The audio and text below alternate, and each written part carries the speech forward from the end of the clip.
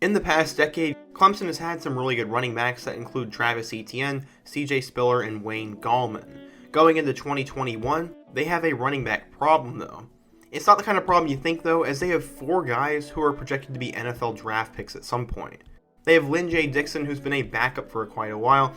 They have a redshirt freshman who came out of nowhere, and 2 incoming freshmen, one of which looks like he's a senior strength-wise, and the other was called one of the best running backs in Georgia high school football history. So yeah, today we're going to talk about Clemson's running back room, the 4 options they have to start, get to know each player a little bit, what they bring to the table, and in the end of the day, who I think will start. But first, if you love consistent college football content, be sure to hit that subscribe button, as you're not going to want to miss out on what I'm doing on this channel. If you want to support my videos and my work, be sure to hit that like button and let me know your thoughts, as it helps the video get in the algorithm so YouTube recommends my content to more people. Before we get started, be sure to turn on post notifications, and now let's talk about some Clemson running backs. The first guy we are going to talk about is Lyn-J Dixon. Many of you guys know him as Travis Etienne's backup, but coming out of high school, Dixon was a big deal. He was the number 7 all-purpose back in his class, and a consensus 4-star recruit according to 24/7 Sports.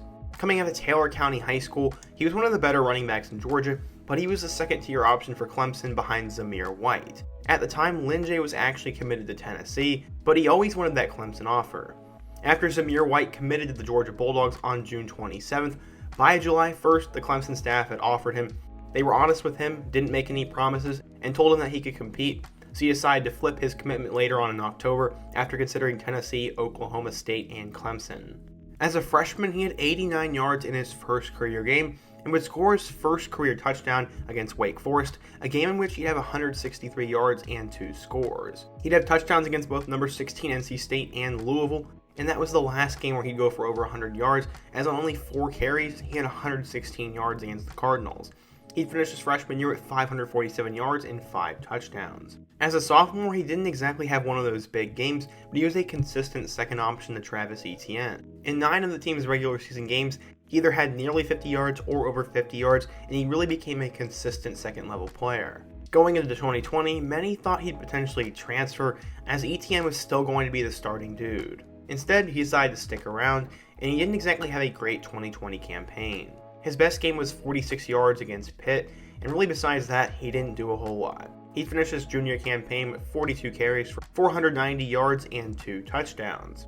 Now that Etienne was a first-round pick to the Jacksonville Jaguars, many expect Lyn-J Dixon to be the next guy up. He obviously has the talent and the experience, and has been in the system for a few years now, so more than likely he'll be the starting running back for week 1, but there's so much talent behind him that if he loses that job, or he doesn't think he's going to get enough carries, he might leave with the transfer portal becoming more prevalent. I really like Lyn-J Dixon, and I want to see him get his turn at Clemson, and I do believe he will have a chance to get some good carries this year.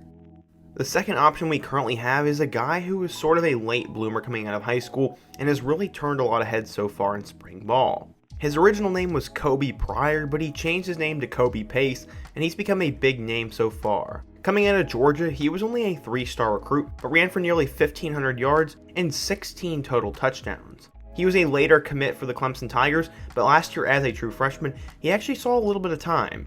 He rushed the ball 18 times for 75 yards, while also catching 5 passes for 26 yards and a receiving touchdown. So why exactly am I hyping this kid up? Well, he has blown up in spring practice, and he had a fantastic showing in the spring game. If you don't believe me, I will tell you. Before coming into Clemson, he was overshadowed by 5-star running back DeMarcus Bowman, but as we all know, he entered the transfer portal and is now headed to Florida. In that spring game, on his first carry, he went for 26 yards. He finished the day with 69 yards on 6 carries, and only the first quarter of their orange and white spring game. Right now, after doing a lot of research and just scrolling through the internet, it'll come down to Lyn-J Dixon and Kobe Pace for the starting job. What about the other 2 candidates who are new to the system and could make an early impact? One of those guys was the former number 1 overall all-purpose back in the class of 2021, Will Shipley. He's been a big name for quite a while, as he came from Weddington High School in Weddington, North Carolina. He's 5'11", 200 pounds, and was a 5-star prospect in the 2021 class. He was the Gatorade Player of the Year in the state of North Carolina, and he even scored 4 touchdowns and went for 256 yards, en route to the program's second straight state title. In 3 years of high school football, he rushed for 4,173 yards and had 80 total touchdowns in his career. he'll have a chance to play immediately for the Tigers, as according to a lot of reports and forums, he's been getting a lot of snaps with the first team. He's been very impressive in practice, and as we all know, when Travis Etienne came in as a freshman, instead of redshirting, he went out and competed and played, and we all know what happened when he was out there. Shipley is a super strong back who is deceptively quick and is a powerful runner.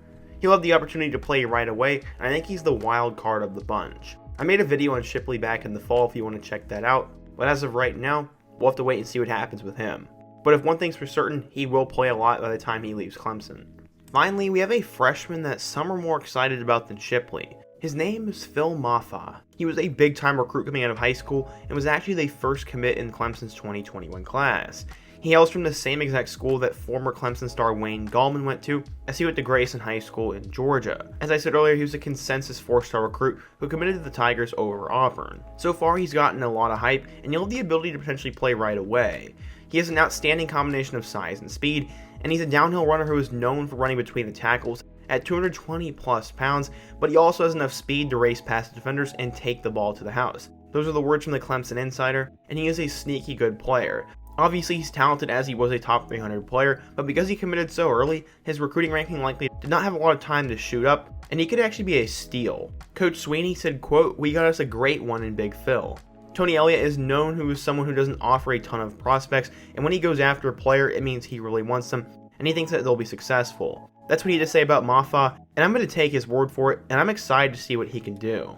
So after those 4 guys, there still are 3 other freshmen, but according to most reports, they're likely not going to play, and they could be on the way out. First, there's Chez Mellusi, who is the 241st best player in the class of 2019 and a 4-star running back, but he has since fallen behind on the depth chart. You also have Michael Dukes, another running back from the 2019 class, who was the number 56 running back, a 3-star recruit, and the 927th best player. Finally, you have their vocal leader in Darian Rencher, who will be back for a 6th year, but I really don't think any of those 3 guys will play a whole lot, but who knows, maybe one of them will surprise us or an injury will happen. So overall, right now there are 2 guys who I really think will have the best chance at starting, and that's Lyn-J Dixon and Kobe Pace. Dixon is the experienced veteran who has the stats and the abilities to be the top running back, but so far Kobe Pace has showed that he can compete with him and that he will get a lot of snaps as well. I think both Shipley and Mafah will play a lot as well, and one of those 2 guys could blow up. This reminds me of when Etienne was a freshman, when they had 3 guys sharing a lot of the carries, and I think that's how it could go this year, unless one of the guys takes the lead. But what do you guys think? If you're a Clemson fan, let me know who you think will get the most snaps, who your favorite prospect in this room is, and how you think Clemson will do in 2021. Before you go, if you want to support today's video, please be sure to hit that like button, subscribe if you're new here, and check out all my other videos, including my video about Ohio State's 2021 wide receiver room. Hope to see you guys again soon, but until next time, peace.